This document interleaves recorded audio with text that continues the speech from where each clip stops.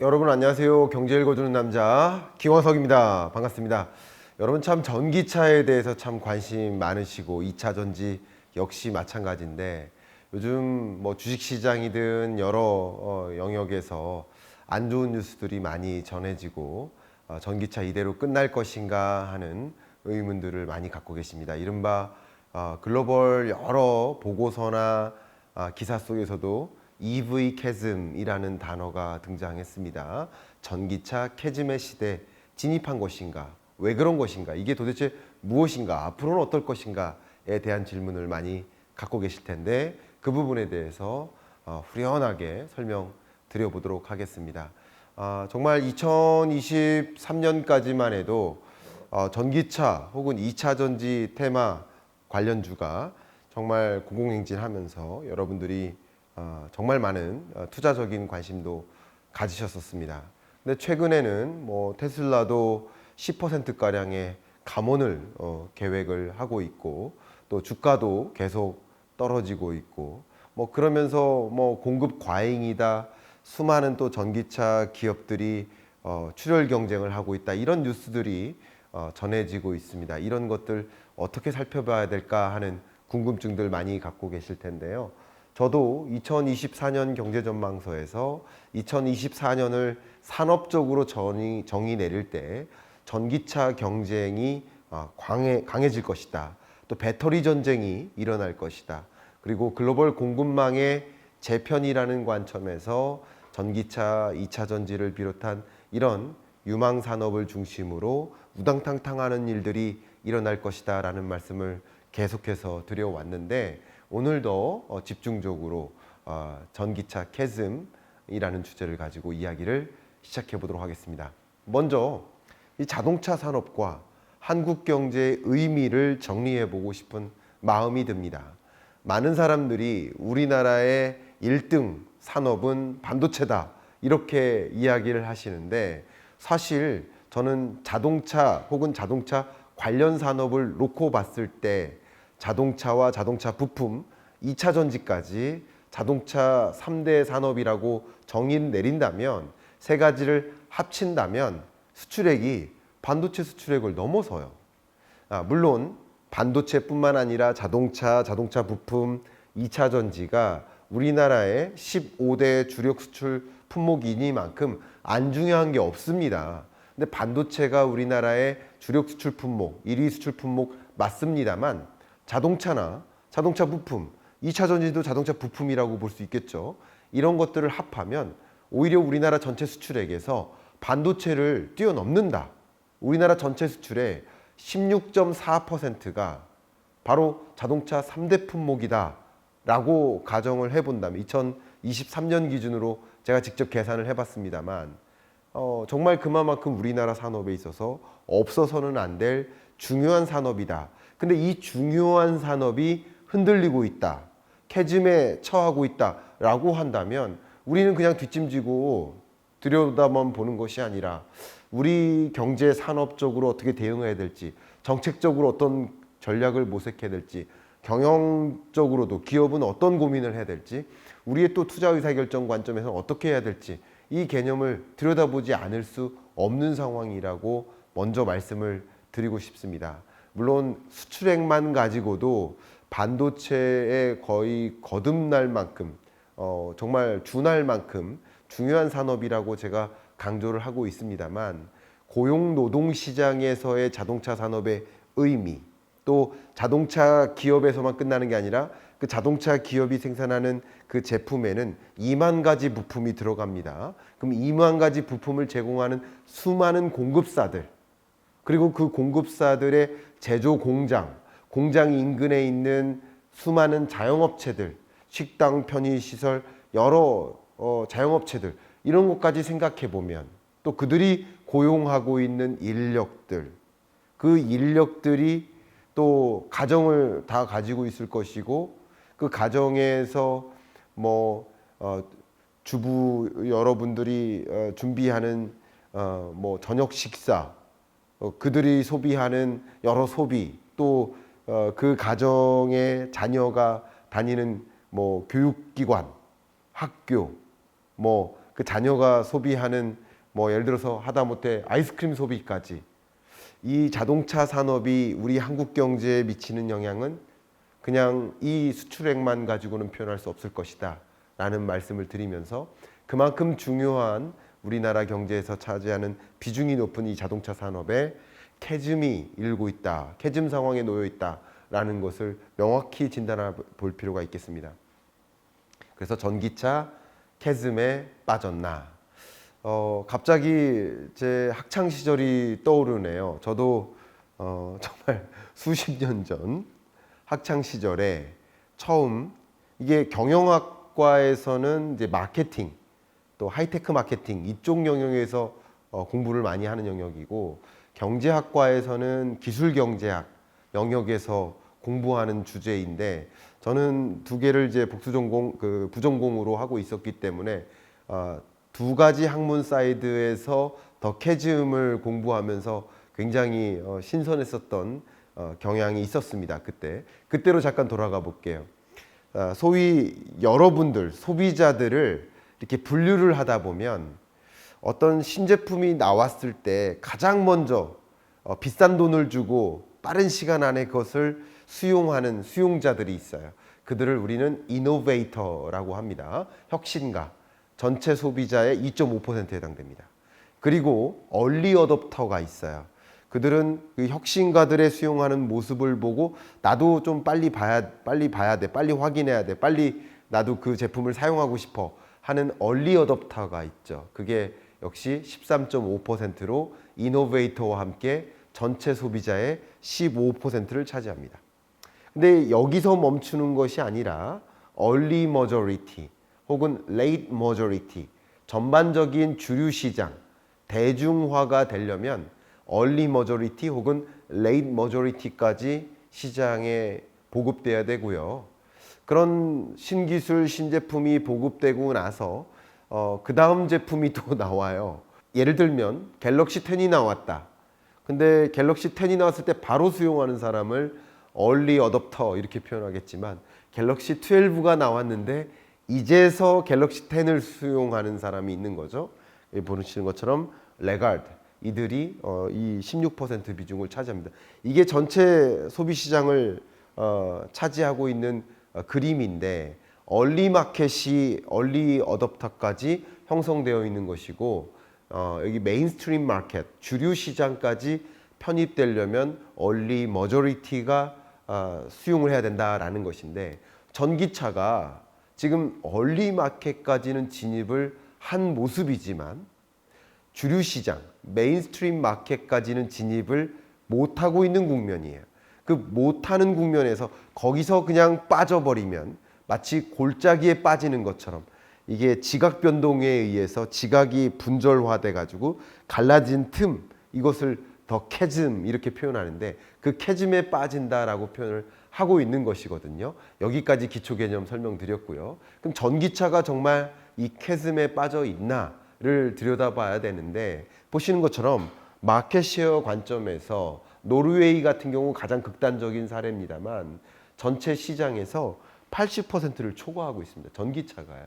네덜란드와 스웨덴 같은 경우도 30%를 훌쩍 넘어선 비중이 전기차가 차지하고 있어요. 이들은 뭡니까? 메인스트리밍 마켓, 아까 말씀드렸던 주류 시장까지 편입된 모습이라고 볼 수 있겠습니다. 그런데 주류 시장까지 편입되지 못하고 그냥 아까 말씀드렸던 얼리 마켓에서 맴돌고 있는 그 시장, 전기차 시장이 대부분이라는 거죠.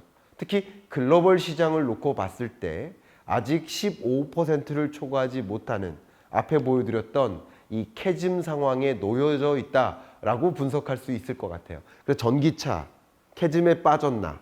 지금 아직은 캐즘에 빠졌다라고도 볼 수 있는 거죠. 정말 이 캐즘에서 빠지고 주류 시장으로 편입될 것인가 아닌가를 놓고 들여다봐야 되는데 정말 전기차 시장은 흔들리고 있는지를 살펴보려 합니다. 전기차 수출 규모나 비중을 보면 우리나라의 수출액이에요. 우리나라의 전기차 수출액도 이 초록색을 보세요. 23년까지는 굉장히 강하게 수출 규모가 늘었었죠. 근데 24년에는 수출 규모가 전년만큼 유지되지 못할 것이라고 전망합니다. 또 전체 자동차 수출액에서 전기차가 차지하는 비중이 23년까지는 23.3%로 굉장히 빠른 속도로 성장해 왔지만 24년에는 일단 1분기 기준으로 본다면 23년 1분기와 비교했을 때 21.4%에 맴돌고 있기 때문에 역시 전기차 수출이 좀 정체되고 있다라는 것을 확인할 수 있는 근거가 됩니다. 우리나라의 전기차 수출은 흔들리고 있다라고 표현해 볼 수 있겠네요. 두 번째, 이 전기차에 들어가는 핵심 부품이 뭐예요? 그게 2차 전지죠. 그러면 보통 자동차를 생산할 때 구매 조달 계획에서 적어도 6개월, 뭐 길게는 1년 반 정도 선행해서 구매 주문이 있는 거거든요. 그러면 이 2차 전지의 수출액은 어떻게 전개되는지를 본다면 이게 결국 향후에 전기차 수출에 영향을 미칠 것이라고 선행지표로서 확인할 수 있는 변수거든요. 2차 전지 수출액을 보겠습니다. 안타깝게도 2차 전지 수출액은 2021년, 22년 폭발적으로 상승하다가 23년 마이너스로 전환됩니다. 마이너스 1.5. 그리고 24년 1분기 기준으로 전년 동기 대비 22.3%나 감소하고 있습니다. 그 24년 2차 전지 수출액은 제가 추산컨대 이렇게 대략 76조 3천만 달러 정도로 줄어들 것으로 생각을 하고 있습니다. 이렇게 줄어드는 배경, 그것은 뭘까요? 앞에 말씀드렸던 것처럼 전기차 수요가 둔화되는 과정에서 전기차 생산 둔화가 있는 것이고, 전기차 생산 둔화가 있을 때 2차 전지 수요가 먼저 줄어드는 거죠. 그러니까 23년부터 2차 전지 수출액이 감소해서 24년 22.3% 마이너스로 크게 감소하는 현상이 나타난다라는 것은 이 보시는 것처럼 24년 1분기부터 전기차 수출이 줄어드는 현상을 먼저 반영하듯 보여주는 근거가 될 것이라고 보고 있습니다. 그러니까 전기차 시장은 흔들리고 있나, 수출은 흔들리고 있다. 2차 전지 수출도 이미부터 흔들리고 있다. 이렇게 표현해 볼 수 있겠네요. 그 밖에 수요적인 측면을 보겠습니다. 미국 시장을 먼저 볼게요. 미국 2차 전지를 비롯한 이 전기차 수요가 어떻게 전개될까를 들여다볼 때 하나의 데이터를 보여드린다면 바로 미국 내 전기차 매출액입니다. 매출액 자체가 23년 3분기까지는 증가하다가 4분기부터 증가세가 둔화되죠. 그러다가 24년 1분기에 급감합니다. 급감해서 23년 1분기 수준으로 다시 도래됩니다.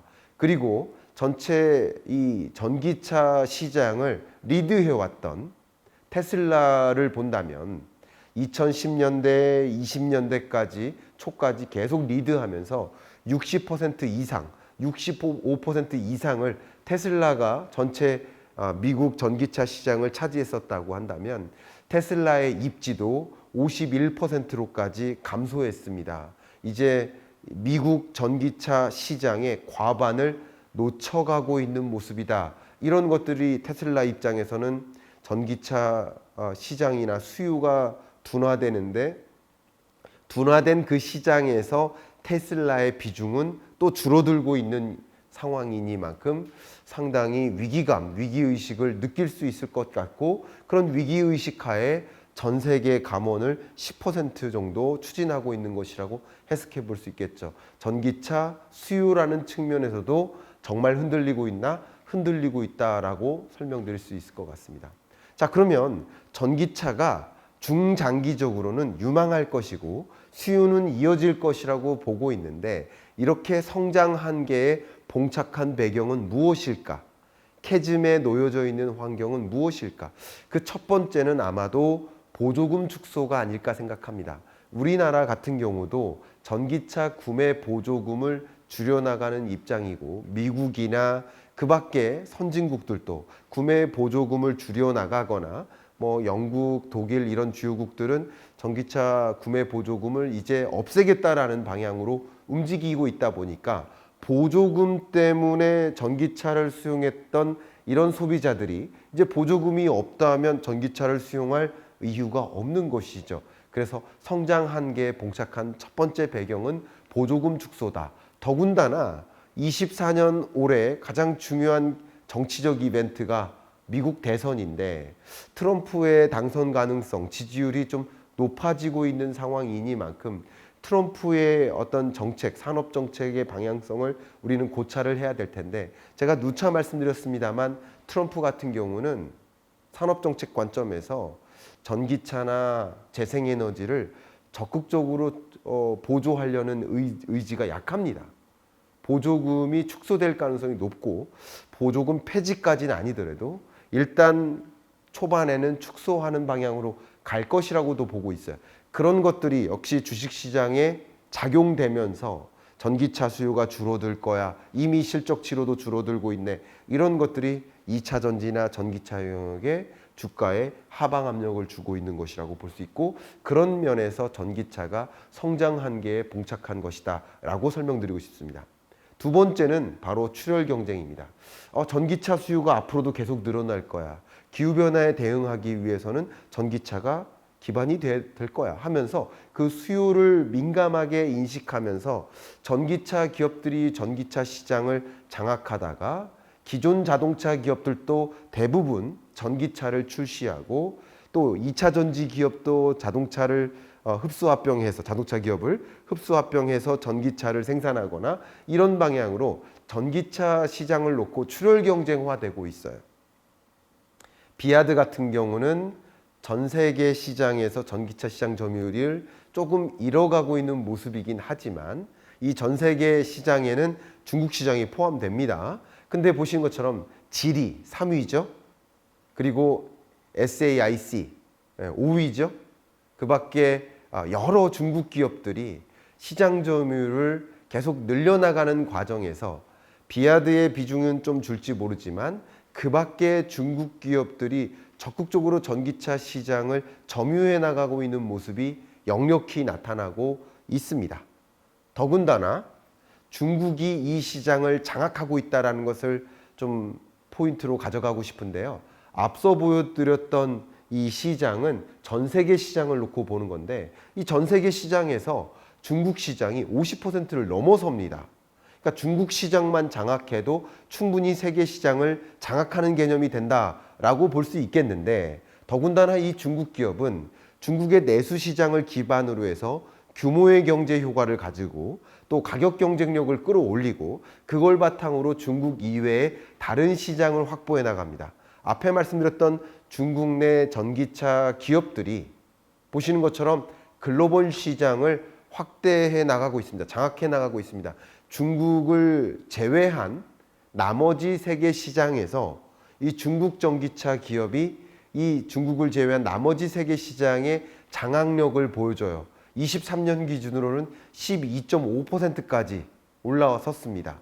더군다나 가격 경쟁이 본격화됩니다. 중국이 어쩌면 이런 불을 지폈다, 가격 경쟁에 불을 지폈다라고 볼 수 있겠는데 중국 기업이 가격 경쟁에 불을 붙이면서 그 밖에 다른 기업들도 가격 경쟁에 나섭니다. 이 가격 경쟁이 본격화되면 소위 이 전기차 기업들은 어떻게 될까요? 당연히 마진 폭이, 수익성이 줄어들겠죠. 영업이익이 줄어들겠죠. 그런 것들이 전기차의 또 다른 성장 한계를 보여주는 모습이지 않을까 생각을 하고 있는데 더군다나 과잉 공급, 이 초과 공급으로 인해서 핵심 광물이라고 할 수 있는 리튬, 그 밖에 각종 니켈, 흑연 이런 어떤 핵심 광물 가격이 급락하고요. 배터리 가격도 조정됩니다. 그렇기 때문에 가격을 또 낮춰 잡을 수 있는 배경이 되기도 합니다. 그런데 앞에 말씀드렸던 것처럼 가격 경쟁에 본격화하면서 나서면서 테슬라, 폭스바겐 그 밖에 여러 전기차 기업들이 가격을 내려잡고요. 샤오미 같은 경우는 800km를 주행할 수 있는 그런 능력을 가진 전기차 SU7이죠. 5천만 원대에 출시를 합니다. 비아디 같은 경우는 SUV죠. 여러분 아시겠지만 아토3 2,200만 원입니다. 중국 내수 시장이 또 과잉 공급의 난을 겪고 있고요. 그렇기 때문에 적극적으로 대응해야 되기 때문에 이제 세계 시장으로 눈을 돌리고 세계 시장을 적극적으로 공략하기에 나섭니다. 한국과 같은 주요 시장에 성능 인증 평가를 받고 있는 중이고요. 현지 조직 인력을 채용해 나가고 있습니다. 그럼 24년에는 가격 경쟁이 더 본격화되겠구나. 특히 중국 기업들의 가격 경쟁을 이끌어 나가는 모습, 가격 경쟁력을 무기로 전기차 시장을 장악해 나가는 모습이 더 명확하게 펼쳐질 수 있겠구나라는 것을 그림 그릴 수 있지 않을까 생각합니다. 자, 전기차가 이제 캐즘을 건너야 됩니다. 캐즘만 건너면 중장기적으로 우상향할 수 있는 그런 그림을 그리는 이 전기차 시장, 세계 전기차 시장 규모는 줄어들지 않고 24, 25, 26 계속 늘어날 것으로 보고 있거든요. 그런 관점에서 우리는 어떻게 될까요? 캐즘을 건너야 됩니다. 왜냐하면 캐즘을 건너지 못하고 이 골짜기로 떨어지는 수많은 전기차 기업들이 등장할 것이고, 이들이 제거된 과정에서는 또 지금은 과잉 경쟁이고 출혈 경쟁이지만 이 과잉 경쟁의 정도가 좀 약화될 수 있습니다. 그때는 또 수익성을 영위할 수 있고요. 또 말 그대로 앞에 말씀드렸었던 그냥 메인스트리밍 마켓, 그 주류 시장으로 진출을 해서 시장을 점유해 나갈 수만 있다면 충분히 매출액이나 영업이익을 확보할 수 있기 때문에 반드시 우리나라는 자동차 산업이 우리 한국 경제에 그만큼 중요한 영향을 차지하고 있기 때문에 캐즘을 건널 수 있도록 정책적인 고민, 기업의 전략적인 고민을 해 나가야 될 시점이라고 생각을 합니다. 그래서 저의 의견, 제안을 드린다면 이 전기차 캐즘 상황에서 어떻게 우리가 이 캐즘을 건널 수 있을까 의견을 드린다면, 첫 번째, 가격 경쟁을 무시하면 안 됩니다. 보급형 전기차 모델을 출시해야만 합니다. 적극적으로 들어오는 중국 보급형 전기차에 대응할 수 있는 저렴한 전기차 모델 출시로 전략을 집중해야 됩니다. 더군다나 얼리 어댑터까지는 고급형 혹은 고가의 전기차 모델을 적극적으로 선호하는 모습을 보일 수 있겠지만, 대중시장으로 건너가려면 무엇보다도 보급형 전기차 모델이 필요한 상황이라는 것을 강조하고 싶습니다. 가격 경쟁력을 갖춰나가야 되겠다라는 말씀을 드립니다. 두 번째는요, 소프트웨어 차별화를 추진해야 됩니다. 가격 경쟁을 갖춰나가고 저가 모델을 출시하는 과정에서 이왕이면 소프트웨어적으로, 기능적으로 소비자에게 더 나은 서비스를 제공하는 그런 소프트웨어 기능을 적극적으로 갖춰 나감으로써 저렴한 전기차 모델 사이에서 더 차별화된 전략을 펼쳐나갈 필요가 있겠다라는 말씀을 드립니다.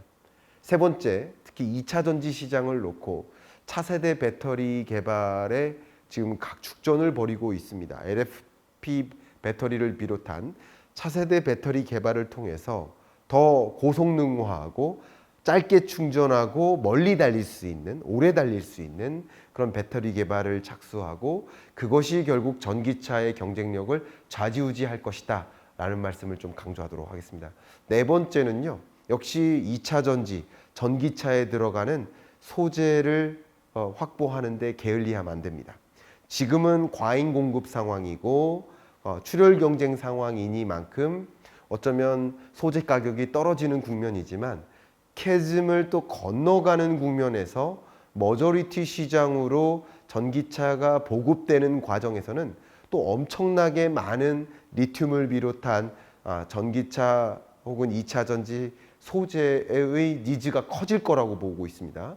그렇기 때문에 지금 같은 관점에서 저렴해졌을 때 소재를 안정적으로 확보하고 글로벌 공급망을 안정화하는 그런 작업을 지금 추진을 해야 되겠다라는 의견을 드리고, 그것을 바탕으로 해서 전기차의 캐즘을 건널 수 있는 그런 지략을 더 모아 나가야 되겠다 하는 의견을 드리면서 이번 주 경제 읽어주는 남자 마무리하겠습니다. 감사합니다.